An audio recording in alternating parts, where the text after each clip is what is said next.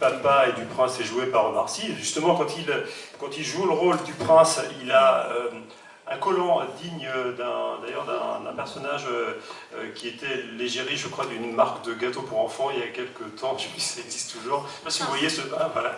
Je ne vais pas citer la marque. J'ai l'impression que la plus grande gâchure du film, ça a été d'imposer ce collant à Omar Sy. Je me trompe? Non, pas du tout, mais ce collant a pris une importance pour la promotion du film assez énorme. Visiblement, beaucoup de gens ont fantasmé sur Omar en collant. C'est très bien. Non, on en a parlé parce qu'effectivement, dans le processus, je crois, de jeu, pour un acteur... Alors, pour moi, il vient plus de Scaramouche, en fait, de Stewart Granger, enfin, avec Stewart Granger, que vous voulez parler du Prince de Lu, j'imagine, ouais. Mais je crois que pour moi, j'ai jamais vu les jambes du Prince de Lu, je crois. J'ai toujours vu que sa tête, qui d'ailleurs ressemble plus à Louis Garrel, à mon avis, qu'à Omar Sy. Enfin, on vérifiera. Qu'est-ce que je disais? Non, donc, mais c'est vrai que dans le processus de jeu, pour un acteur, d'accepter de mettre des collants comme ça très moulants, il y a un moment où, si vous voulez, une fois que vous les avez mis et acceptés, la question du ridicule ne se pose plus vraiment. C'est-à-dire qu'on a été assez loin dans le truc, et voilà. Bérénice, par ailleurs, avait une robe en serpillière pour faire la femme à la porte. Quant à François Damiens, il n'a pas été gâté non plus. Donc il a des dents absolument pourries. Enfin, donc le personnage, pas François Damiens, a des dents un peu près normales, François Damiens. Et donc voilà, donc effectivement, de toute façon, enfin, ce monde-là est un monde où tout est un peu poussé, un peu à outrance, quoi. Alors toujours en termes de référence, moi j'ai pensé, je ne dois pas être le seul, à Pixar ou à ces univers américains. Et vos personnages jouets, vous avez toute une galerie de personnages jouets qui sont pour moi un clin d'œil à ces films d'animation. Je pense notamment à votre cow-boy, bon, qui est un petit peu moins fringant que celui de Toy Story. Mais voilà, est-ce qu'il y avait pour vous un vrai clin d'œil à cette... C'est pas tant un clin d'œil. C'est pas tant un clin d'œil. Pixar, évidemment, enfin, dans la thématique de la sortie de l'enfance, c'est vraiment, je dirais, la thématique principale, voire obsessionnelle de Pixar. Je considère que Pixar est un auteur. Ils peuvent être 50, peu importe. Pixar est un auteur. Et c'est vrai que le thème de prédilection de Pixar, c'est la sortie de l'enfance. Donc oui, de toute façon, il y a quelque chose qui se passe par là. Les personnages eux-mêmes, dès que vous êtes dans des personnages qui concernent l'enfance, en fait, oui, c'est des cow-boys, des pirates, des jouets, des monstres, des dinosaures, etc. Mais on est à peu près tout le temps dans les mêmes, on navigue un petit peu dans les mêmes eaux. Là, en fait, ce monde des histoires qui est dans notre film, il couvre une période assez grande, puisque c'est vraiment toute l'enfance de la gamine. Donc, oui, il y a un peu de tout, quoi. Il y a des pirates, il y a un petit peu de tout. Je dirais que peut-être il y a deux personnages un peu jouets, poupées, qui effectivement sont peut-être un peu plus directement inspirés qui viennent de chez Pixar, peut-être un peu plus. Le cow-boy, oui, mais c'est vraiment pas un Woody. En fait, c'est pas Woody, ouais. Non, lui, sa principale caractéristique, c'est qu'il a un très grand torse et des tout petits bras, donc c'est compliqué de dégainer. Il y a un peu de tout, quoi. Est-ce qu'on a d'autres questions dans la salle? Je vais peut-être m'adresser justement à nos étudiants de l'Institut des Maîtres qui ont vu le film, pas plus tard que cet après-midi, je crois. Est-ce que l'une d'entre vous voudrait poser une question? Elle se cache. Voilà, une main se lève. Alors, vous avez vu le film? Oui, j'ai vu ce film ce matin. Merci beaucoup pour... C'était vraiment un agréable moment et c'était vraiment porteur de beaucoup de réflexions, je trouve, sur la vie même. Vous parlez de l'évolution de l'enfant et du passage à l'adolescence qui est toujours difficile pour des parents. Et pour moi, en tant que future institutrice, ça m'a beaucoup appris parce que quel est notre métier, c'est de aider l'enfant justement à passer à ce monde d'adulte, à devenir responsable. Et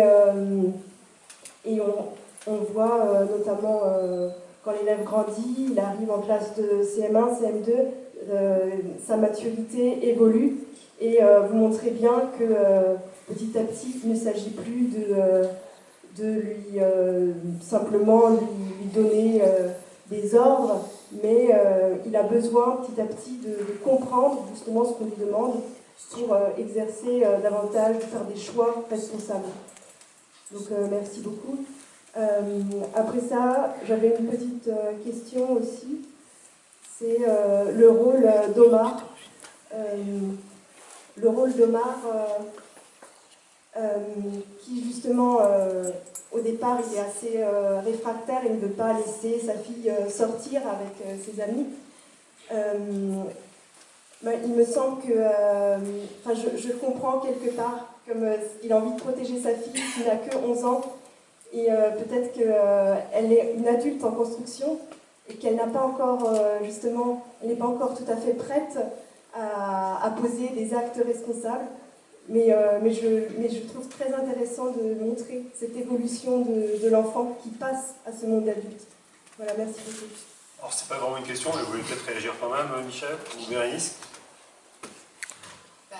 Merci. Si ça vous a plu et que voilà, ça me fait plaisir. Oui, mais effectivement, enfin, le rôle d'Omar, c'est effectivement ce dont vous parlez, c'est-à-dire à un moment donné accepter l'idée que de ne plus être possessif sur l'enfant et de ne plus le télécommander, le contrôler, mais de lâcher prise. Donc quand vous êtes parent seul avec un enfant, je pense que c'est d'autant plus compliqué. Et en tous les cas, l'intérêt pour nous, avec les scénaristes, en tous les cas pour moi, d'avoir cette relation mono, un parent, un enfant, c'est que ça rejoint la narration du conte, c'est-à-dire qu'il n'est pas père, il est le père et la mère, en fait, il est la figure du parent, et elle, c'est la figure de l'enfant. Donc en fait, c'est chaque parent avec chaque enfant.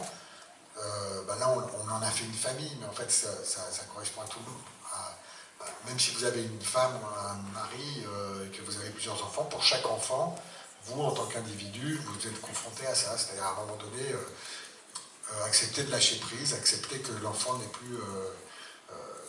vous ne le façonnez plus comme vous aimeriez qu'il soit, mais vous devez accepter qu'il va être comme lui a envie qu'il soit, avec toutes les erreurs qu'il va faire, parce qu'il a un âge très bas, il n'a pas d'expérience, il a 11 ans, 12 ans, mais en fait il a besoin de se brûler, il a besoin de tomber, il a besoin de se cogner, quoi. Donc il faut effectivement faire preuve de générosité à ce moment-là et de confiance, quoi. Il y a une petite image dans le film, elle est très furtive, mais en fait je trouve qu'elle résume un petit peu, je pense, ça.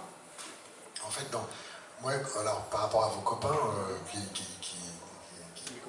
mon copain qui trouvait que je faisais un film... c'est vrai que j'ai pas beaucoup filmé le contemporain.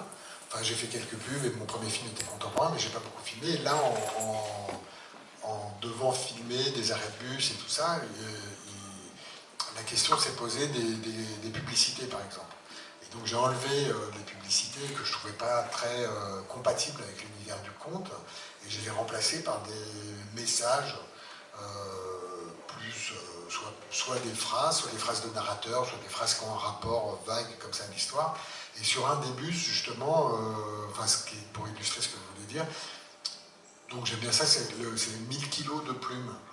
Et en fait, 1000 kilos de plumes, c'est le père, c'est-à-dire il est très très lourd, mais en voulant, il est lourd par gentillesse en fait, en voulant être doux, on peut être lourd, quoi. Donc voilà, d'où 1000 kilos de plumes. Tout ça pour ça. En tout cas, vous avez perdu un côté de votre micro. En tout cas, c'est un film totalement atypique et c'est un film vraiment à part dans le paysage cinématographique français. Ce genre de film à grand spectacle nous vient plutôt des États-Unis habituellement. Et vous êtes engouffré dans cette brèche, mais vous avez presque créé un nouveau genre à vous tout seul, parce que c'est vrai que c'est pas le genre de cinéma qu'on fait en France. Oui, c'est en fait, on ne se l'autorise pas vraiment. Ouais. D'abord parce que c'est des films chers, ensuite parce que c'est vrai que, comme on disait tout à l'heure, c'est des thématiques qui sont beaucoup investies par les studios américains, donc on n'y va pas trop. En fait. Je ne suis pas sûr que j'ai inventé un genre, mais en revanche, en fait, moi je tiens beaucoup à ma liberté, en fait, et je suis hyper heureux d'aller faire un film que je n'ai pas vu avant, et que moi je n'ai pas fait avant, et c'est vrai qu'en tous les cas, oui, c'est une proposition originale, enfin j'espère, je crois, originale dans le paysage. Ouais. Alors, il y a 8 ans, vous avez vécu ensemble peut-être l'une des expériences cinématographiques les plus marquantes de votre vie. C'était les 5 Oscars reçus par The Artist, un film qui aurait pu ne pas se faire et qui s'est avéré un incroyable succès. Est-ce que cette expérience américaine, internationale, influe aujourd'hui sur la façon dont vous pensez le cinéma et dont vous faites votre cinéma?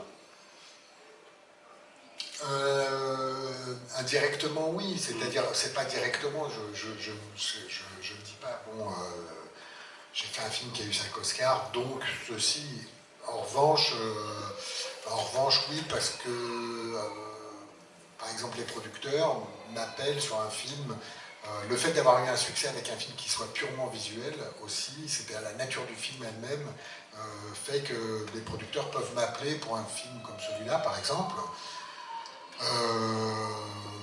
Même si mes 2 derniers films n'ont pas vraiment marché, donc oui, il y a une influence directe.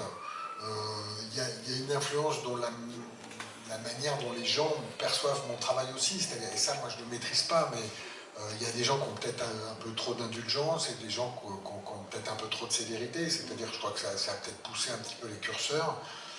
Alors, je ne pensais pas aux Oscars, hein, je pensais plus à la volonté de rien s'interdire, de se dire que tout est possible. Enfin voilà, c'est un peu un lieu commun de dire qu'aux États-Unis tout est possible, mais bon voilà, de pousser les portes et de faire quelque chose qu'on ne fait pas ici, quoi. Voilà, pourquoi pas, se dire pourquoi pas. Ouais, mais en fait, je vais vous dire, c'est que moi, je viens pas du tout de ce métier-là. Donc pour moi, quand j'étais gamin, c'était impossible. J'aurais pas dû être réalisateur. Je suis rentré à la télévision, j'ai fait des films de détournement qui ont extrêmement bien marché et on m'a demandé que des films de détournement, j'ai dit j'arrête. J'ai fait un premier film qui n'a pas marché, mais j'ai fait de la pub après. Et je suis devenu petite vedette de la pub et j'ai dit j'arrête. Et après j'ai fait les OSS et j'aurais pu faire de la comédie comme ça et donc j'ai essayé The Artist. Si vous voulez, en fait, moi enfin, j'essaie d'aller à d'autres endroits, en fait, d'explorer. Donc voilà. En revanche, ce qui a changé, je pense, c'est le fait de faire un film purement visuel.